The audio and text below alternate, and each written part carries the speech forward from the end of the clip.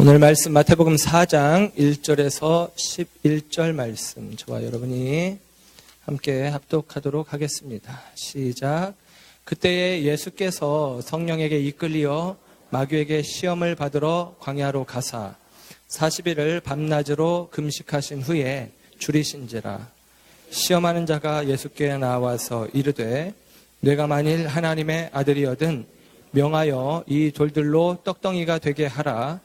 예수께서 대답하여 이르시되 기록되었으니 사람이 떡으로만 살 것이 아니요 하나님의 입으로부터 나오는 모든 말씀으로 살 것이라 하였느니라 하시니, 이에 마귀가 예수를 거룩한 성으로 데려다가 성전 꼭대기에 세우고 이르되 내가 만일 하나님의 아들이거든 뛰어내리라. 기록되었으되 그가 너를 위하여 그의 사자들을 명하시니 그들이 손으로 너를 받들어 발이 돌에 부딪히지 않게 하리로다 하였느니라. 예수께서 이르시되 또 기록되었으되 주 너의 하나님을 시험하지 말라 하였느니라 하시니, 마귀가 또 그를 데리고 지극히 높은 산으로 가서 천하 만국과 그 영광을 보여 이르되 만일 내게 엎드려 경배하면 이 모든 것을 내게 주리라. 이에 예수께서 말씀하시되 사탄아 물러가라. 기록되었으되 주 너의 하나님께 경배하고 다만 그를 섬기라 하였느니라. 이에 마귀는 예수를 떠나고 천사들이 나와서 수종드니라. 아멘. 잘 앉으십니다. 오늘도 주의 은혜와 은총이 저와 여러분 가운데 함께하는 줄 믿습니다. 오늘 마태복음 세 번째 시간 광야의 시험 성령의 입증이라는 제목으로 말씀을 전합니다. 오늘 본문은 예수님께서 마귀에게 시험을 받으시는 장면을 기록해주고 있습니다. 예수님도 마귀에게 시험을 받으셨다. 저와 여러분의 인생 가운데 없었으면 좋겠다라고 하는 것이 악한 세력이죠. 마귀, 사탄. 그들이 우리를 시험합니다. 그런데 예수님도 시험을 받으셨다라고 하는 사실. 예수님이 시험을 받으실 때는 예수님이 공생애를 시작하실 때입니다. 공생애는 공적인 삶이다라고 하는 의미입니다. 30세까지 일반적으로 예수님께서 사적인 삶, 그냥 나사렛 동네에 예수라는 평범한 사람으로 살아가시다가 이제 하나님의 부르심을 따라 예수님께서 공적 삶, 곧 하나님의 뜻을 따라가는 삶을 살기로 결정을 하시고, 예수님께서 이제 제일 먼저 행하신 일은 우리가 지난 주에 세례 요한의 이야기를 봤는데, 세례 요한의 이야기 뒤에 예수님이 세례 요한에게 세례를 받으시고 그리고 이제 공생애를 시작하시는데 유대 광야에서 마귀에게 시험을 받는 것입니다. 구조적으로는 이런 것이죠. 지도를 여러분이 머릿속에 그리시면서 예수님이 나사렛이라는 동네에 갈릴리 이스라엘 북쪽 지역 나사렛이라는 동네에 살다가 요단강 길을 따라서 사해바다 바로 위편에 있는 요단강가 세례 요한이 세례 베풀던 곳에 오셔서 세례를 거기에서 받으시고 그리고 예루살렘 편으로 올라가십니다. 해발 700m 고지에 있는 예루살렘 고지로 올라가는데, 예루살렘으로 향하는 길은 유대 광야길인데 광야인데 그곳에서 오늘 본문의 내용은 40일을 금식하시며 시험 받으셨다라고 이야기를 해주고 있습니다. 이 본문을 보면서 사실 이 본문 속에 마귀가 사탄이 처음 예수님에게 묻는 물음, 그 시험의 중요한 포인트는 무엇이냐면 이런 질문으로 시작이 되어집니다. 내가 만일 하나님의 아들이거든 하는 말로 이 시험이 시작이 되어집니다. 3절 말씀인데요. 내가 만일 하나님의 아들이거든 하고 이야기합니다. 이 말은 두 가지 의미로 해석이 되어질 수 있다고 합니다. 첫째는 이런 의미예요. 내가 만일 하나님의 아들이거든 이라는 의미는 너 하나님의 아들이 아닐걸? 하나님의 아들이 아닐 텐데 하면서 아들됨을 의심하게 하는 말이다 라고 하는 해석. 네가 하나님의 아들이라고? 어디 한번 정말 그런가 보자. 아닌 것 같은데? 라고 하는 이 아들됨을 의심케 한다라고 하는 의미로 해석되어지기도 하고, 또 하나는 내가 만일 하나님의 아들이거든 이라고 하는 얘기는 너 하나님의 아들이잖아. 그렇다면 네가 하나님의 아들이라면 너는 이렇게 해야 되는 거 아니야? 라고 하는 것이죠. 예를 들면 그리스도인들에게 이렇게 이야기할 수 있죠. 너 크리스천이 그러면 안 되잖아. 제가 예를 들면 농담으로 유아 세례 받은 아이한테 하도 말을 안 들으면 이놈아 너 세례 받은 놈이 그러면 되냐? 너 세례 받은 자가 그러면 돼? 예를 들면 아이가 뭐라 알아듣겠어요? 그런데 예를 들면 그렇게 농담을 얘기하듯이 너 하나님의 아들이라며 이래야 되는 거 아니야? 라고 하는 뉘앙스로 이야기할 수 있다는 거예요. 어떤 게 맞냐면 주석을 보니까 또 많은 학자들의 견해로는 두 번째가 맞다라고 합니다. 네가 하나님의 아들이라며 하는 의미인 것입니다. 그런데 여러분 아무도 기억 못 하시겠지만 제가 예전에 이 말씀을 전하면서 저는 이렇게 이해를 했습니다. 너 하나님의 아들 아닐걸 하면서 첫 번째 견해로 제가 이해를 했어요. 그리고 그렇게 설교도 했고요. 그리고 이번에도 어김없이 저는 첫 번째 내가 만일 하나님의 아들이거든 이라는 말이 첫 번째에 해당한다고 생각을 하고 설교를 열심히 준비하다가 주석을 펴고 내 생각이 틀렸나? 하는 생각에 접하고 그 다음부터 다시 설교를 새롭게 세팅을 하면서 힘든 날이었습니다. 왜냐하면 이게 마치도 이 방향으로 갈 거냐 이 방향으로 갈 거냐를 결정하는 부분이기 때문에 좀 힘들었습니다. 그렇다고 예전에 설교를 들었던 분들이 그때 아멘하고 다 들었는데 은혜 받으신 것입니다.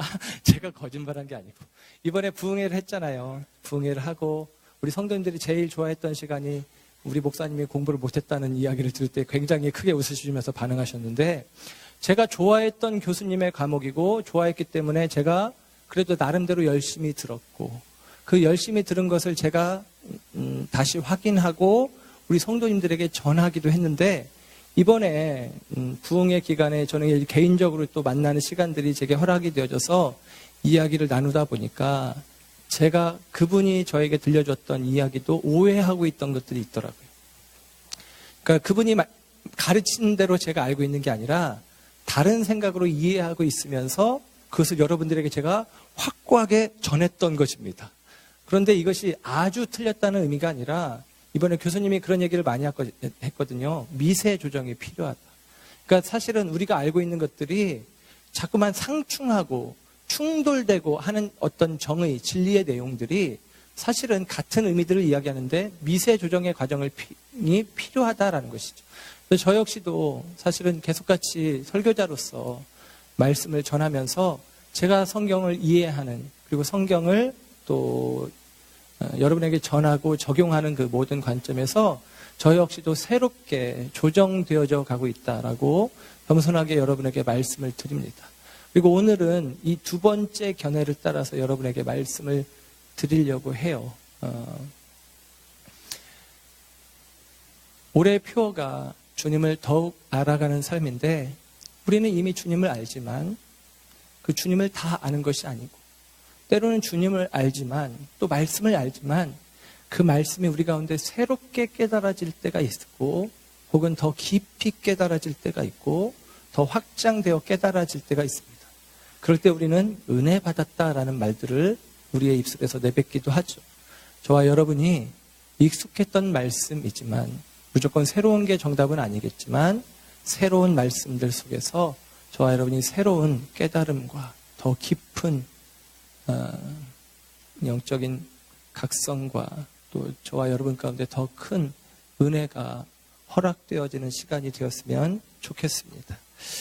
본문에 앞서서 아까 말씀드린 대로 있었던 일은 무엇이냐면 마태복음 3장 후반부에 보면 세례 요한이 세례를 베풀고 그리고 세례 요한에게 세례를 받으러 예수님이 오십니다. 예수님 나한테 세례 받으시면 안 되는데요 하는데 예수님이 받겠다고 하시니까 세례 요한이 세례를 베풀었는데 그때 나타난 현상을 성경은 기록해 주기를 하늘이 열리고 그리고 성령이 비둘기 같은 성령이 임하시고 그리고 하늘에서 음성이 들려집니다.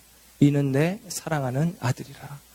너무나도 또렷하고 너무나도 분명하게 세례받으신 예수님에게 이는 내 사랑하는 아들이라 라고 선포되어지는 말씀이 있었다라는 사실입니다. 여러분, 그와 같은 모습으로 예수님이 지금 광야로 나아가신 거예요. 물론 40일이 지나며 40일 동안 굶주리고 배고픔 속에서 예수님이 지치고 또 지친 가운데 여러분 평소에는 멀쩡한 사람도 굶고 지치고 어려움 가운데 들어가면 평소 같지 않은 결정과 판단 혹은 판단력이 흐려지는 현상들이 우리 가운데 있기도 하잖아요.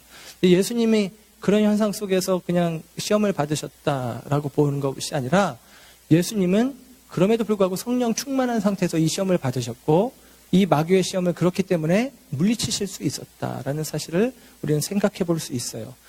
재미있는 것은 이 마태복음 4장과 대꾸를 이루는 성경이 누가복음인데 누가복음 4장 초반부 1절부터도 이 예수님이 시험 당하시는 장면이 나오는데 누가복음에서는 예수님이 시험 받는 장면을 이렇게 묘사를 해주고 있습니다. 예수께서 성령의 충만함을 입어 요단강에서 돌아오셔서 광야에 40일 동안 성령에게 이끌리시며 마귀에게 시험을 받으셨다라고 기록을 합니다. 예수님이 성령의 충만하심을 입어라고 이야기를 합니다. 그 성령의 충만하심이 예수님에게 있었기 때문에 사실 40일의 금식 기간도 견뎌낼 수 있었던 것이죠.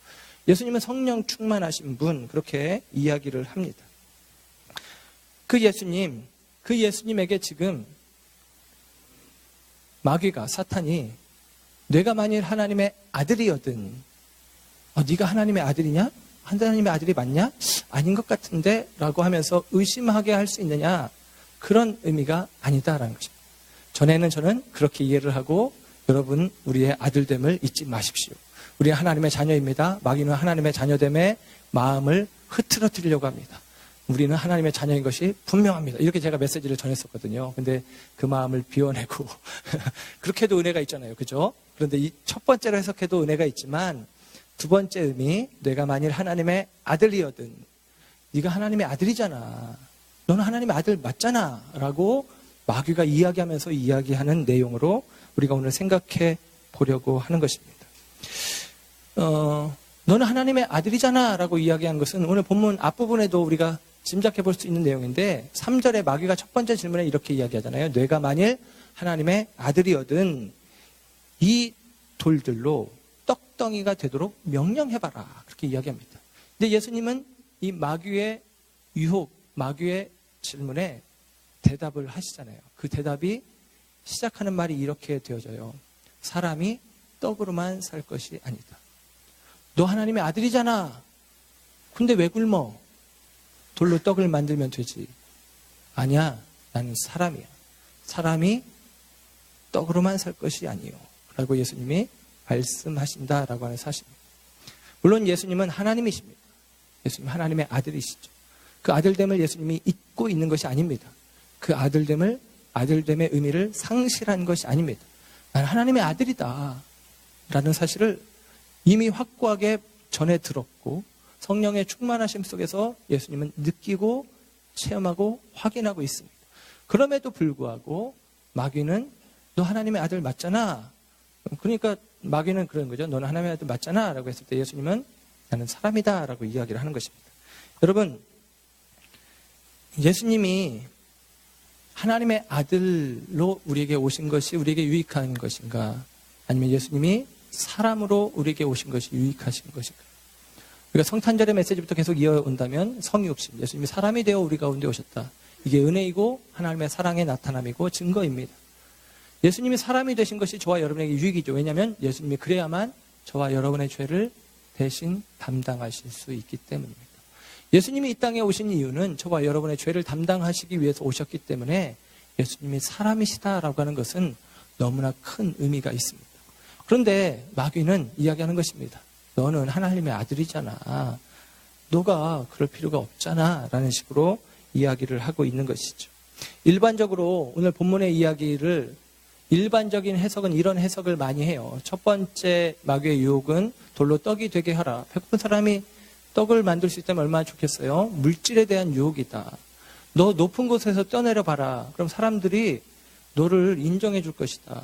명예와 인기에 대한 유혹이다. 너 나한테 한번 절해봐라. 그러면 이 모든 세상의 권세를, 세상을 다스릴 권세를 너에게 주겠다. 권세에 대한 유혹이다. 일반적으로 그렇게 생각을 합니다. 물질에 대한 유혹, 명예에 대한 유혹, 권세에 대한 유혹. 이 유혹은 저와 여러분에게 실질적으로 늘 있는 것입니다. 그래서 그것이다 라고 이해하기도 합니다. 물론 그렇게 이해해도 충분히 은혜가 되어지고 저도 그렇게 충분히 해석할 수 있다라고 생각을 합니다. 그런데 저와 여러분에게 주어진 이 예수님의 대답은 단지 물질과 명예와 권력에 대한 유혹이라는 의미를 조금 더 넘어서서 새로운 의미들을 우리에게 이야기해 주시는 것 같습니다. 예수님은 뭔가 다른 것을 우리에게 이야기하고 있어요. 특별히 예수님께서 이 마귀의 세 가지 유혹에 대해서 세 가지 성경 말씀을 가지고 예수님이 대답을 하시는데 말씀을 통해서 우리는 이 유혹을 물리쳐야 된다라는 사실을 확인해 볼 수가 있습니다. 그리고 예수님은 이 대답하시는 말씀, 인용하신 성경 말씀을 통해서 사단이 가지고 있는 의도를, 그 교활한 의도를 예수님이 알아채고 그리고 그 정곡을, 사단의 정곡을 찌르고 있다라는 사실을 확인해 볼 수가 있습니다. 여기서 먼저 우리에게 이런 질문을 한번 해봤으면 좋겠는데요. 이 사건이 실제의 사건인지 아니면 상징적인 사건인지, 실제 마귀가 와서 예수님을 미혹한 것인지 그렇지 않은지. 예를 들면 성경을 사파, 그림으로 그린 작업들을 많이 하는데 글을 모르는 사람들이 많았던 때에 이제 그림으로 그리는데 이 장면을 묘사한 성경의 사파들은 거의 이런 내용입니다. 시커먼 마귀가 이렇게 박쥐 같은 날개를 달고 뿔이 나 있으며 그리고 자세도 이래요. 이렇게 예수님에게 이렇게 어깨를 걸고 친구야 내 말 한번 들어보겠니? 라는 식의 이게 유혹이라는 개념으로 그렇게 설명을 합니다. 그게 마귀가 유혹하는 것인데 정말로 그런 마귀가 저와 여러분에게 와서 뿔이 달리고 시커먼 놈이 우리에게 와가지고 너 내 말대로 해볼래 하면 우리 예수 믿는 사람인데 그 마귀 말을 우리가 듣겠습니까? 그렇지 않죠. 마귀는 그런 식으로 우리를 유혹하지 않습니다. 예수님에게 마귀가 그런 식으로 유혹하는 게 아니다라는 거예요. 또 이런 질문을 해볼 수 있어요. 오늘 마태복음에는 유혹하는 순서가 이렇습니다. 돌로 떡을 만들어봐라, 높은 데서 뛰어내려봐라, 그리고 나에게 절해봐라 라고 하는 것입니다. 그런데 이게 댓글을 이루는 누가복음, 아까 이야기한 누가복음 4장에는 순서가 달라요. 돌로 떡을 만들어봐라, 그 다음에 나에게 절해라, 그 다음에 높은 데서 뛰어내려봐라 라고 이야기하는 것입니다. 마태는 예수님의 직계자니까 직접 들어서 마태는 알고, 누가는 사도 바울의 동역자니까 바울은 사실 예수님의 경험 안 했으니까 바울은 누군가 사도에게 들은 이야기 전에 듣다 보니까 헷갈려서 착각해서 그렇게 기록했나, 그런 의미가 아니라 사실 이 세 가지 유혹은 순서대로 우리에게 온다는 의미가 아니라 우리 모두에게 언제나 있는 근원적인 유혹이요 동시적인 유혹이다라는 사실을 생각해 볼 수 있어요. 마귀가 이런 유혹을 하냐, 세 번째 유혹에서는 이렇게 이야기하죠. 지극히 높은 산에 이르러서 천하만국과 그 영광을 보여주고 그 다음에 나에게 절하면 이걸 다 줄게 라고 이야기합니다. 지극히 높은 산, 천하만국을 볼 수 있는 산이 이 세상에 있는가? 성지순례 갔을 때 가이드가 한 이야기 중에 마음에 와닿는 것 중에 하나가 뭐냐면 2000년 전의 발자취를 따라서 여러분들이 이곳 성지에 왔는데 중요한 것은 2000년 전과 지금 가장 변하지 않은 것은 지형입니다. 그러더라고요. 지형. 그래서 우리는 그 지형을 보면서 느끼는 거예요. 아, 예수님이 이렇게 가파른 길을 오르셨구나. 예수님이 이렇게 험난한 언덕을 올라가셨구나. 십자가를 지고. 예를 들면 그런 느낌을 갖는 것이죠. 바울이 이렇게 먼 길을 간 거구나. 우리는 차 타고 가도 한참을 가는데, 예를 들면 그런 마음들이 드는 것인데, 지형은 2000년 전이나 지금이나 똑같단 말입니다. 그러면 2000년 전에 예수님이 계셨던 곳, 마귀가 능력이 좋아서 순간이동 착해가지고 제일 높은 산 에베레스트 8,848m 산 위에 데려가서 천하만국을 보게 할 때 볼 수 있느냐? 아닙니다. 지구는 둥글죠. 천하만국을 볼 수 있는 높은 산은 세상에 없습니다. 그러니까 이것은 실제적인 의미가 아니라 상징적인 의미인 것을 또 우리는 확인해 볼 수가 있습니다. 예수님은 마귀로부터 시험을 받으시되 그 시험이 단지 그냥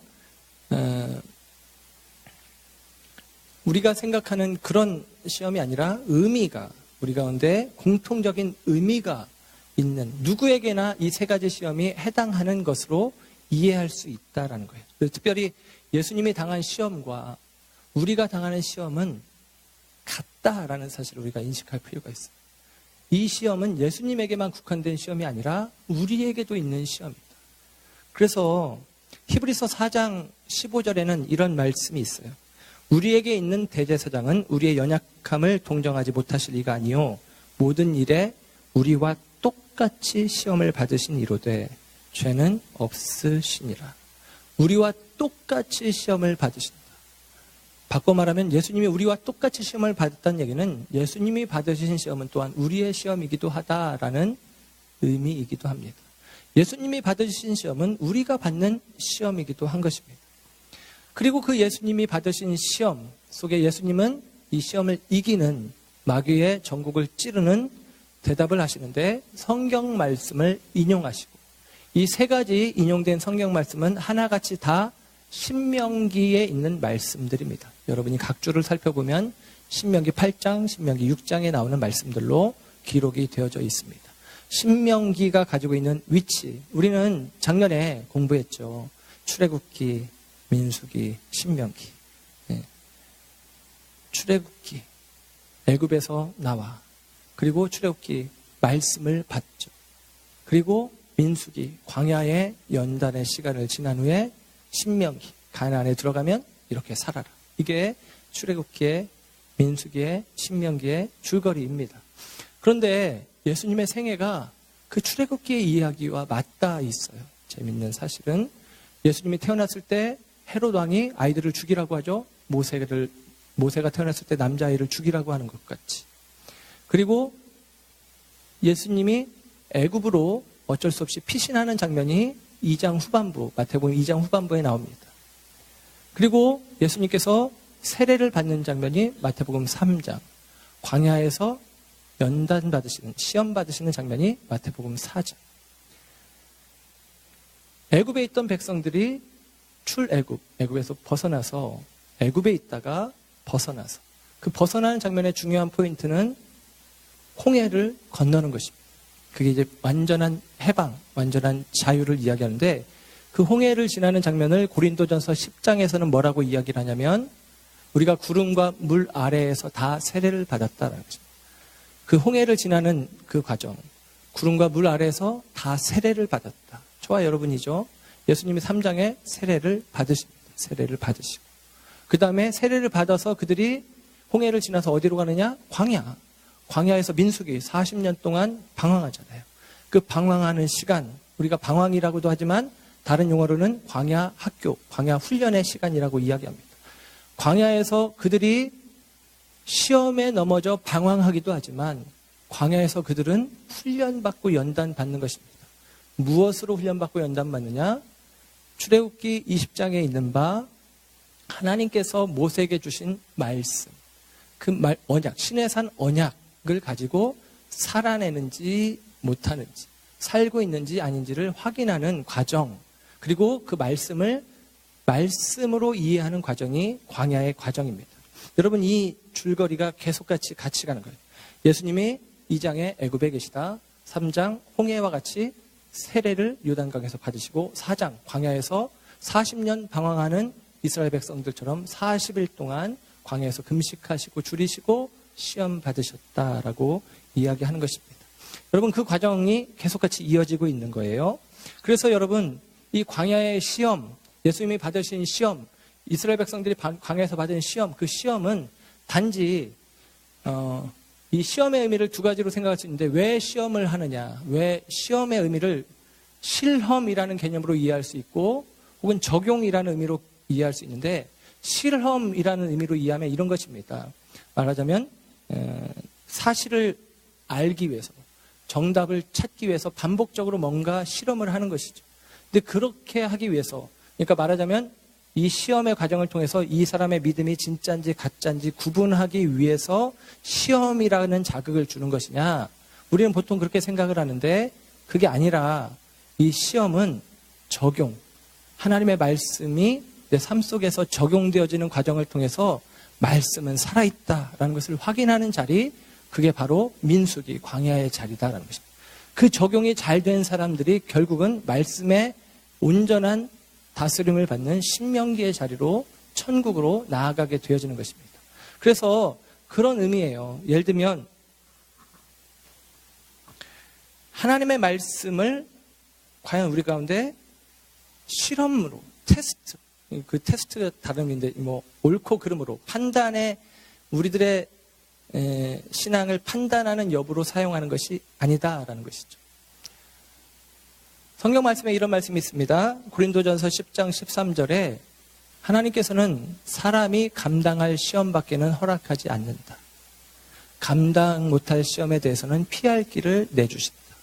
그러니까 우리가 만나는 모든 시험은, 우리가 당하는 모든 시험은 감당할 시험. 감당할 시험이란 얘기는 모두가 다 100점 맞을 수밖에 없는 시험이라는 뜻입니다. 그렇죠? 어려운 문제, 못 맞추는 문제는 안 내신다는 얘기예요.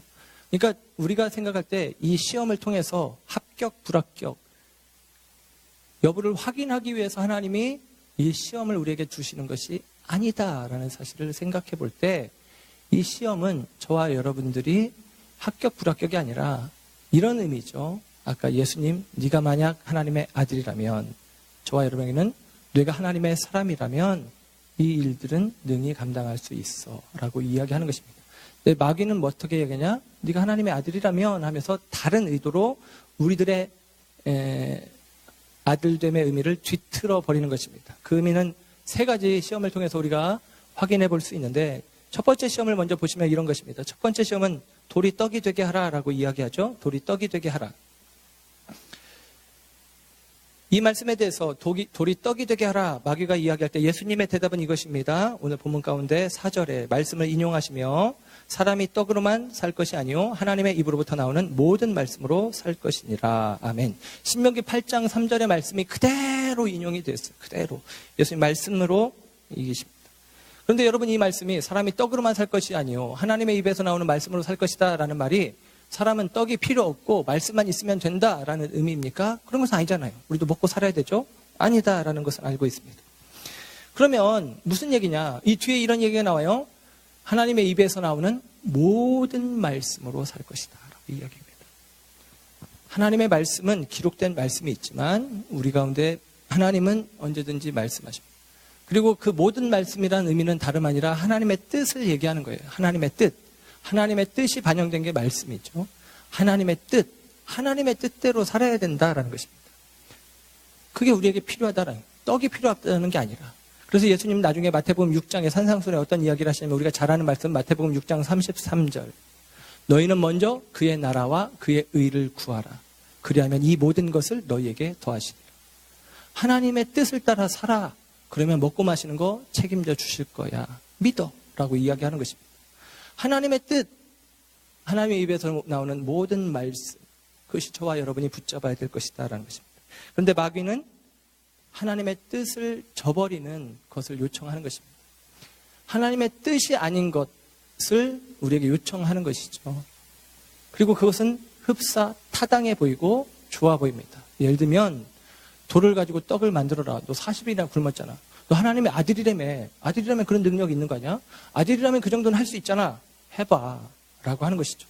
근데 돌로 떡을 만드는 것은 예수님이 그대로 했으면 하나님의 뜻이었겠지만 그렇게 하지 않은 거 보니까 하나님의 뜻이 아니다라는 사실을 알 수가 있습니다. 돌로 떡을 만드는 것과 비슷한 장면이 성경에 나와요. 오병이어. 물고기 2마리, 보리떡 5개로 5,000명이 먹을 만큼 만드셨다. 요만큼으로 이만큼 만드셨다. 이거는 가능하고 돌은 떡이 되는 건 성분 자체가 다르고 구성 자체가 다르니까 안 되는 거 아닙니까? 아니잖아요. 물고기 2마리, 보리떡 5개로 5,000명을 먹게 하실 수 있다면 돌로 떡을 만드는 것도 하실 수 있는 분이 예수님 아니겠습니까? 이게 다른 기적이고 다른 능력이냐? 아니다라는 것입니다. 같습니다. 그러나 오병이어의 기적은 예수님이 행하셨고 돌로 떡을 만드는 일은 예수님이 행하지 않으셨다라는 것입니다. 돌로 떡을 만드는 것은 하나님의 뜻이 아닌 것이고 오병이어, 그 적은 음식으로 배고파하는 백성들을 위하여 긍휼의 마음으로 그를 먹이겠다라고 하는 것은 하나님의 뜻에 해당한다라는 것입니다. 좀 단순하게 얘기하면 그런 거예요. 저와 여러분은 하나님의 자녀들입니다. 우리에게는 놀라운 특권이 하나 있어요. 하나님은 우리의 기도를 들으십니다. 구하라 주실 것이요, 찾으라 찾을 것이다, 문을 두드리면 열릴 것이다.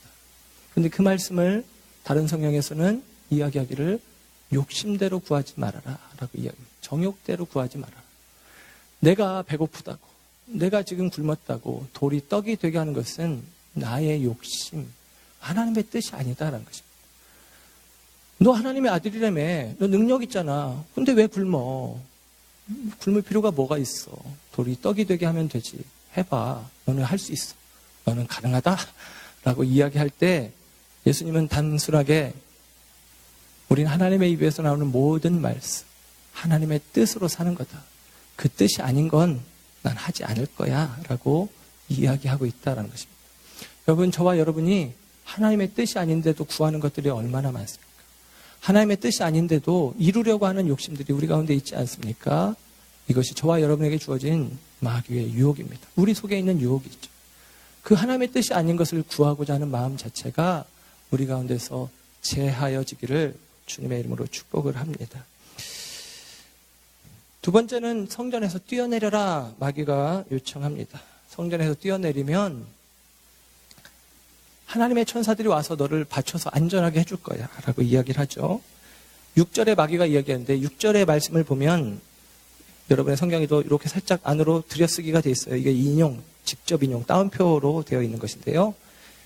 이렇게 이야기합니다. 네가 하나님의 아들이거든 뛰어내리라. 기록되었을 때 기록된 말씀을 마귀가 사용합니다.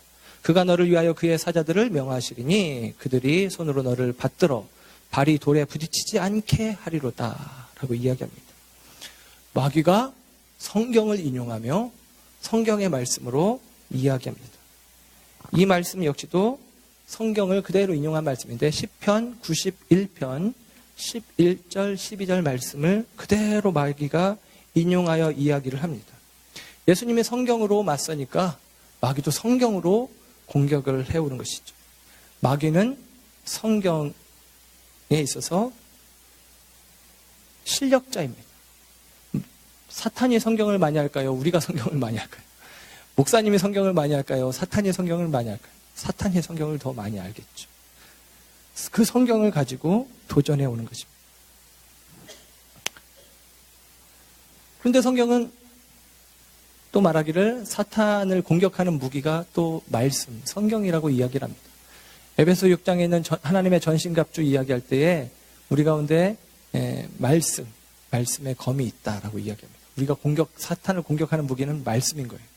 우리보다 말씀을 더 잘하는데 어떡하죠? 라는 생각이 들 수 있는데 여러분, 마귀가 사탄이 지금 인용하고 있는 시편 91편 11절 12절 말씀 잘 인용했는데 그것은 시편 91편 전체의 내용이 아니에요. 그 가운데 한 구절을 따온 것입니다. 사실 이런 방법은 이단이나 사이비, 오늘날의 이단과 사이비가 그런 방법을 많이 씁니다. 전체적인 의미를 생각지 않고 그 한 부분을 사용하는 것이죠. 그 한 토막을, 성경의 한 토막을 인용해서 엉뚱하게 적용하고 그럴듯하게 포장하고 있지만 결정적인 오류가 그 안에 있다라고 하는 사실입니다. 지금 마귀가 이야기하는 것이 무엇이냐면 네가 성전 높은 데서 뛰어내리면 천사들이 너를 안전하게 내 발을 보호할 것이다 라고 이야기를 합니다. 이런 것이죠. 너 하나님의 아들이라며, 하나님의 아들이라면 네가 뛰어내려도 하나님이 너를 상하게 두시겠냐? 성경에 기록한 대로 너를 보호해 주실 것이다 라고 이야기를 합니다. 여러분, 실제로 시편 91편의 말씀은 그런 의미예요. 하나님 우리를 보호하신다. 근데 예를 들면 거기에서 깃털로 하나님이 주의 날개 깃털로 우리를 보호하신다. 그러면 진짜로 저와 여러분을 하나님 보호하실 때 우리가 어디 자빠지려고 할 때 깃털이 와가지고 저와 여러분을 이렇게 감싸줍니까? 폭신하게? 그런 거 아니잖아요. 씨는 상징과 은유로 되어 있는 것이 씨입니다. 씨는 상징과 은유예요. 씨를 풀이할 때는 문자 그대로 해석하는 게 아니라 상징과 은유로 우리가 이해할 필요가 있습니다. 시편 91편의 내용은 네가 뛰어내리면 네 발이 상하지 않게 진짜 받들어 줄 거야 라는 게 아니라 하나님이 우리를 보호하신다 라는 의미입니다. 이 말을 누가 부정하겠습니까? 하나님이 우리를 보호해 주십니다. 하나님이 우리를 지켜주시죠. 그러니까 막 해도 된다? 그 얘기입니까? 아니잖아요. 네. 앞에 예수님이 그런 얘기했어요. 모든 그의 입에서 나오는 모든 말씀. 여러분 기록된 말씀 외에도 하나님은 우리 가운데 말씀하십니다. 그게 중에 하나는 하나님이 세우신 법칙, 자연 원리도 그 중에 하나예요. 높은 데서 뛰어내리면 어떻게 됩니까? 다칩니다. 우리가 그걸 모르는 사람이 있습니까? 다 알죠. 하나님의 뜻입니다. 하나님의 생각이고 하나님의 결정입니다. 그런데도 불구하고 내가 뭔가를 보여주겠다고 높은 데서 뛰어내리면 어떻게 됩니까? 다치는 것입니다. 우리에게 이런 유혹이 있어요.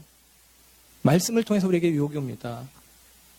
높은 데서 뛰어내려도 괜찮지 않겠어? 너는 하나님의 아들인데? 라는 생각을 우리에게 주는 것입니다. 여러분 그런데 이것에 대해서 예수님은 어떻게 대답했냐면 주 너의 하나님을 시험하지 말라라고 이야기합니다. 여러분 사탄이 지금 시험하는 것은 누구입니까? 예수님입니다. 근데 예수님은 너 왜 나를 이렇게 시험하느냐라고 대답하지 않고 왜 하나님을 시험하느냐라고 이야기하는 거예요. 여러분 높은 데서 뛰어내리는 게 하나님의 뜻이라면 높은 데서 뛰어내리는 게 만약에 하나님의 뜻이라면 그것은 높은 데서 뛰어내리는 것은 저와 여러분의 믿음을 시험하는 것입니다. 높은 데서 뛰어내려 이게 하나님의 뜻이다. 그러면 저와 여러분이 뛰어내리는 믿음이 있는지 없는지 뛰어내렸을 때 안전하면 믿음이 큰 사람 다치면 죽으면 믿음이 약한 사람 그렇게 되는 것이죠. 근데 우리가 하나님이 우리를 지금 저울질하고 다루는 그 시험이 아니라고 말씀드렸죠. 그런 게 아닙니다. 그래서 궁금하면 여러분의 믿음이 궁금하면 뛰어내려 보겠습니까? 다 다칩니다. 다 죽겠죠. 그런 것입니다. 안 되는 거예요. 무슨 얘기냐? 하나님의 뜻이 아니다라는. 높은 데서 뛰어내리는 것은 하나님의 뜻이 아니에요. 이것은 성경에 기록하지 않아도 우리가 다 아는 것입니다. 바보가 아닌 이상 다 아는 것입니다. 높은 데서 뛰어내리면 크게 다치거나 죽는다. 뛰어내리지 말자. 그러면 높은 곳에는 뛰어내리지 말자. 이 얘기를 하는 게 아니라 여기서 만약에 하나님의 뜻이 아니라면 이것은 뭐냐? 하나님의 뜻이 아닌데도 내가 뛰어내렸다. 그건 뭐예요? 하나님 어디 봅시다. 나를 지켜주나 안 지켜주나 어디 한번 봅시다. 하나님을 시험하는 것이다라는 것입니다. 그렇죠. 만약에 하나님의 뜻이 아닌데도 불구하고 뛰어내렸다면 그것은 하나님을 시험하는 것이죠. 하나님을 시험하는 것입니다. 하나님도 얼마나 난처하시겠어요. 하나님이 택하신 백성인데 구원받은 자녀가 하나님 어디 봅시다. 하나님 어떻게 하나 한번 봅시다 하고선 높은 데서 뛰어내렸다. 하나님도 얼마나 갈등이 되겠습니까? 그 떨어지는 사이에 받을까 말까 하다가 어떻게 하겠어요? 에라 말자. 이거예요. 왜? 하나님이 이미 말씀하셨잖아요. 네. 궁금하시면 뛰어내려 보세요. 안 받아주십니다. 하나님의 뜻이 아니에요. 하나님의 뜻이 아닌데 그래서 우리는 구하는 경우들이 있습니다. 하나님의 뜻이 아닌데 주여 믿습니다 하고 행하는 일들이 우리 가운데 있어요. 안 된다라는 것입니다. 내 믿음을 시험하는 게 아니에요. 그것은. 내 믿음이 얼마나 크냐 확인하는 도구가 아니다라는 것입니다. 그건 하나님을 시험하는 것이고 하나님을 시험하는 것은 저와 여러분에게 허락된 일이 아니고 하나님을 시험하는 것은 하나님의 뜻이 아니다라고 이야기를 하는 것입니다. 목사님들이 성전을 짓기를 원합니다. 예배당을 크게 짓기를 원하죠. 저도 저쪽 구룡리에서 이쪽으로 올 때 성도님 가운데 아주 그냥 단도직입적으로 저한테 얘기하는 분이 있었어요. 목사님 변한 거 아닙니까? 목사님 변한 거 아닙니까? 이렇게 얘기하는 분이 있었어요.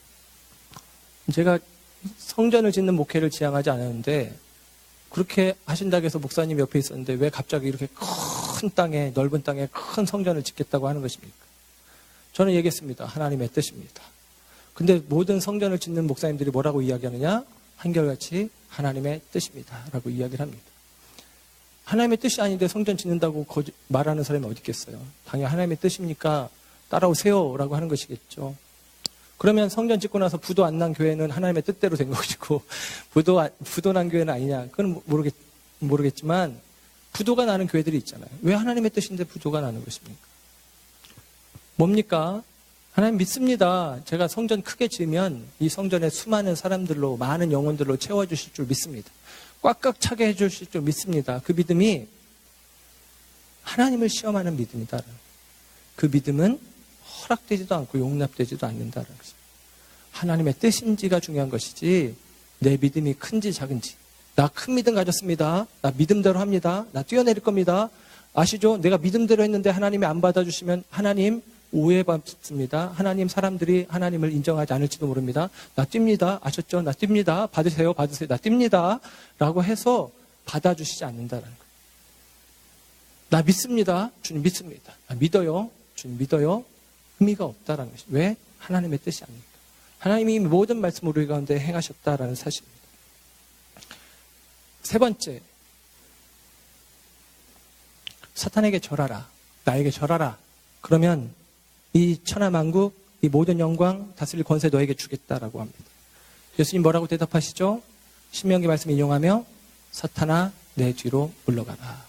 주 너의 하나님께만 경배해야 된다 라고 이야기합니다. 여기서 뭐라고 하냐면 사탄아 물러가라 라고 이야기합니다. 10절이죠. 사탄아 물러가라. 여러분 이 똑같은 말씀이 마태복음에 한 군데 더 나와요. 어디 나오냐면 마태복음 16장에 베드로가 이 말을 듣습니다. 예수님이 수제자 베드로에게 말씀하셔요. 사탄아 내 뒤로 물러가라 라고 말씀하십니다.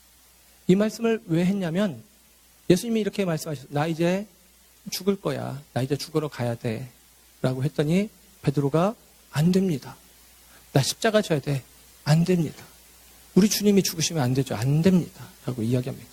베드로는 예수님을 위하는 말을 한 거 아니겠어요? 예수님이 죽으시면 어떻게 해요? 안 됩니다. 예수님이 왜 고난당하십니까? 안 됩니다 라고 이야기하는 것입니다.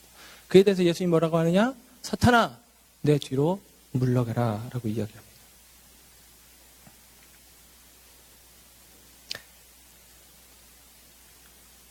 베드로가 사탄입니까? 아닌 것을 알죠. 근데 왜 예수님이 그렇게 말씀하셨을까요? 베드로가 하는 이야기는 십자가 지지 마세요 라고 이야기하는 거죠. 근데 예수님이 이 땅에 오신 이유는 뭡니까? 십자가 지기 위해서입니다. 마귀가 지금 나에게 절해라. 그러면 이 모든 것을 다스릴 권세를 너에게 주겠다. 왜 이렇게 어렵게 살아? 절 한 번만 해. 다 줄게. 라고 하는 것입니다. 예수님은 베드로에게 사탄아 내 뒤로 물러가라 하신 다음에 예수님이 우리가 알고 있는 유명한 말씀을 하세요. 이어서 이렇게 얘기합니다. 이에 예수께서 제자들에게 이르시되 누구든지 나를 따라오려거든 자기를 부인하고 자기 십자가를 지고 나를 따를 것이니라 라고 이야기합니다. 이 말씀이 사탄아 내 뒤로 물러가라 라고 하신 다음에 하신 말씀. 누구든지 나를 따르려거든 자기를 부인하고 자기 십자가를 지고 나를 쫓아야 된다라고 이야기하십니다. 빌립보서에 이런 말씀이 있죠. 예수님께서 우리가 예수님의 마음을 품어야 된다. 예수님은 하나님과 본체시지만 그 자리를 버리고 사람과 같이 되어 우리 가운데 나타나셨고 죽기까지 복종하셨고 죽으시되 십자가에 죽으셨다. 십자가에 죽으신 예수님을 하나님께서 그를 높여 모든 이름 위에 뛰어난 이름이 되게 하시고 모든 입으로 예수를 주라. 예수를 주님이시라. 만유의 주님으로 시인하게 하신다라고 하는 이야기가 나옵니다. 그런데 여러분 그게 순서예요. 낮추시고 자기 형상을 버리고 자기를 부인하고 십자가에 죽기까지 하시고 그 이후에 부활 승천하셔서 온 세상의 영광을 차지하는 만유의 주가 되는 게 하나님의 뜻이고 계획이고 우리가 알고 있는 그리스도의 생애요 내용입니다. 그런데 마귀는 지금 그 만유의 주가 되어지는 영광을 왜 그렇게 어렵게, 왜 그렇게 고난의 길을 가서 그것을 얻으려고 하느냐? 쉬운 방법이 있다. 나에게 절하면 또 받잖아. 이 모든 것을 내가 다 너에게 줄게 라고 이야기하는 것입니다. 여러분, 그래서 이 시험들은 예수님께서 훗날 십자가를 지시기까지 예수님께서 연단되어지는 과정, 그리고 이 과정을 통해서 예수님이 이미 확증된 거예요. 입증이 된 거예요. 성령께서 입증해 주신 거예요. 예수님은 십자가를 지실 분이라고 확인이 되어지는 것입니다. 저와 여러분의 생애 속에서도 어쩌면 마찬가지예요. 우리가 직접 십자가를 지겠습니까? 십자가의 삶을 산다는 것이 무엇입니까? 그러나 저와 여러분이 이 유혹의 말들을 이겨내고, 우리에게 사단은 너 왜 굳이 너 하나님의 아들인데 그렇게 고난의 길을, 십자가의 길을, 어려운 길을 가려고 해?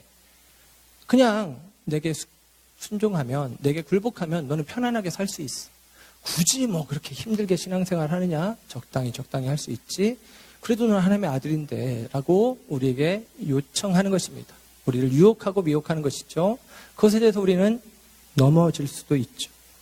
그러나 여러분, 그 과정들이 우리 가운데 있다면 마지막 때에, 혹은 우리 앞에 궁극적인 하나님의 시험, 십자가 앞에서 저와 여러분들은 그 십자가를 외면할 수밖에 없을 것입니다. 그러나 이 시험을 이겨내는 사람들, 주의 뜻대로 하려고 하고 주님을 시험하지 않고 오직 주님의 뜻하신 바가 내 삶 가운데 이루어지기를 원하며 주님이 내게 원하시는 그 길로 가기를 결단하고 매일매일의 삶 속에서 이 시험을 이겨내고 바꾸어 매일매일의 삶 속에서 나 자신을 이 시험에서 이긴 자로 입증해내는 사람들은 그 주님의 궁극적인 시험 혹은 궁극적인 십자가라는 물음표 앞에서 저와 여러분들은 마땅한 대답을 할 수 있는 사람들이 되어진다라고 하는 사실입니다. 마태복음 끝에는 예수님이 십자가에 달리시는 장면이 나오는데, 예수님이 십자가에 달리셨을 때 사람들은 이렇게 이야기합니다. 내가 만일 하나님의 아들이거든 자기 일을 구원하고 십자가에서 내려오라. 네가 하나님의 아들이라며 그럼 십자가에서 내려와 봐. 그러면 믿어줄게. 사람들은 그렇게 이야기합니다. 예수님이 그 십자가에서 내려오시나요? 아닙니다. 네가 만일 하나님의 아들이라며, 너 하나님의 아들이라며 돌로 떡을 만들어봐. 너 하나님의 아들이라며 높은 데서 뛰어내려봐. 너 하나님의 아들이라며 이 권세 차지해야지, 이 영광을 얻어야지, 나에게 절만 해봐 라고 할 때에 주님은 그 모든 시험을 이기시고 하나님의 아들 되심을 십자가에 버티고 서심으로 우리 가운데 입증해내시고 증명해내시고, 그 십자가를 통해서 하나님의 사랑까지도 자신의 삶을 통해서 확증하신 분이 바로 예수님이시다라고 하는 사실입니다. 사랑하는 여러분, 저와 여러분도 예수님의 시험과 우리의 시험은 다르지 않습니다. 저와 여러분 역시도 이런 시험이 우리에게 늘 있습니다. 너에게는 하나님의 자녀의 특권이 있다. 누려라. 누릴 수 있죠. 그러나 그 기도의 응답이 노력 없이 대가를 바라는, 나의 유익을 구하는 기도일 수는 없죠. 우리가 하나님을 시험하겠다고 나의 믿음을 들이댈 수는 없는 것입니다. 저와 여러분 가운데 편안한 길이 있다고, 넓은 길이 있다고, 넓은 문이 있다고 우리가 그 길로 가겠습니까? 우리는 십자가의 길을 걸어갈 수밖에 없는 자들입니다. 마귀는 계속같이 그 길에서 우리를 벗어나게 하려고 하는 것입니다. 그게 유혹이죠. 테스트라는 의미와 템테이션이라는 의미로 시험이라는 단어는 구분이 됩니다. 그러니까 시험이라는 단어는 전에도 말씀드렸죠. 템프테이션이라는 의미와 테스트라는 의미가 있는데, 템프테이션은 마귀가 하는 것입니다. 시험을 통해서 마귀는 우리를 넘어뜨리려고 유혹하는 것이고, 그리고 테스트, 하나님은 이 시험을 통해서 테스트, 그게 우리가 됐나 안 됐나 우리를 저울질한다는 의미가 아니라 이 테스트의 과정은 훈련입니다. 제가 우리 생명의 삶에서 그런 얘기를 하죠. 시험 보는 것은 여러분 떨어뜨리려고 뭐 합격 불합격하려고 하는 게 아닙니다 라고 하는 게 맞습니다. 예, 훈련이 반복되는 것입니다. 그 과정을 통해서 우리는 어떻게 되느냐? 단련되는 것이죠. 그리고 입증되어지는 것입니다. 로마서 5장에서는 그래서 그런 이야기를 합니다. 환난은 인내를, 인내는 연단을, 연단이라는 말을 거꾸로 하면 단련이죠. 인내의 과정, 고통을 참아내는, 시험을 감당해내는 과정을 통해서 우리는 단련되어지는 것입니다. 그 단련의 과정을 통해서 우리는 프로브, 입증되어지는 거예요. 그 연단이라는 말의 또 다른 의미입니다. 입증되어지는 것이죠. 내 믿음이 입증되어지는 과정. 예수님이 지금 공생의 시작에 하나님의 아들로서 마귀의 시험을 이겨내시고 십자가를 감당하실 분으로 입증되는 자리가 바로 이 자리입니다. 저와 여러분도 마찬가지예요. 십자가 뒤에 부활, 생명, 영광이 있는데 우리도 입증해야 합니다. 나 자신. 그리고 우리 자신의 믿음을 입증하기 위해서 우리 가운데 필요한 것은 무엇이냐? 말씀입니다. 말씀이 내 삶 가운데 있을 때에 우리는 이것들을 이겨낼 수 있죠. 마태복음에는 끝에 이렇게 이야기했어요. 이에 마귀는 예수를 떠나고 천사들이 나와서 수종드니라 라고 합니다. 누가복음에는 대꾸를 이룬 누가복음 4장 13절에는 이렇게 기록됐어요. 마귀가 모든 시험을 다 한 후에 얼마 동안 떠나니라 그럽니다. 아주 떠나가는 게 아닙니다. 얼마 동안 저와 여러분의 생애 속에 끊임없이 계속같이 마귀의 유혹과 도전은 있을 것입니다. 끊임없이 마귀는 우리를 그리스도를 향한 이 길에서 벗어나게 할 것입니다. 그러나 저와 여러분은 말씀 붙잡고 말씀이 비추시는 그 길, 좁지만 생명된 길, 고난이 있지만 영광된 길, 십자가를 향한 길이지만 그 십자가의 문 뒤에 있는 부활을 경험하는 삶으로 살아가시는 저와 여러분들 되시기를, 이 모든 마귀의 괴계를 물리치고 저와 여러분 가운데 주어진 이 믿음의 길을 끝까지 달려가는 저와 여러분 되시기를 주님의 이름으로 축원합니다. 기도하겠습니다.